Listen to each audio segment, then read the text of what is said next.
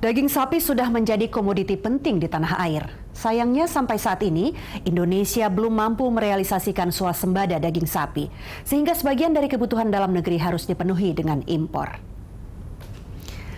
Konsumsi daging sapi per kapita per tahun di tanah air masih rendah jika dibandingkan negara lain. Argentina, Brasil, dan Jerman sudah di atas 40 kg per kapita per tahun. Bahkan, negeri jiran Malaysia dan Singapura sudah mencapai 15 kg per kapita per tahun. Sementara Indonesia yang berpenduduk 250 juta jiwa, konsumsi daging per kapita hanya 2,5 kg per tahun.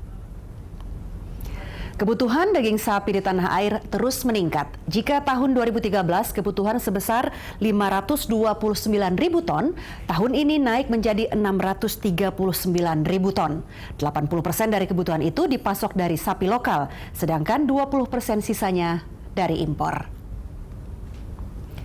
Impor daging sapi dan sapi bakalan selama ini dipasok ke berbagai tempat. Yang terbesar yaitu 31% untuk usaha kecil dan menengah. Selebihnya untuk hotel, restoran, dan catering, serta industri pengolahan besar dan toko daging serta supermarket.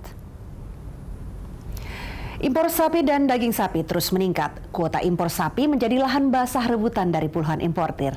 Tidak heran jika importir berebut kuota impor. Sampai kuartal ketiga tahun 2015, Indonesia sudah mengimpor lebih dari 400.000 ekor sapi bakalan. Pengurangan impor pada kuartal ketiga yang hanya 50.000 ekor memicu aksi mogok akibat langka dan mahalnya harga daging sapi.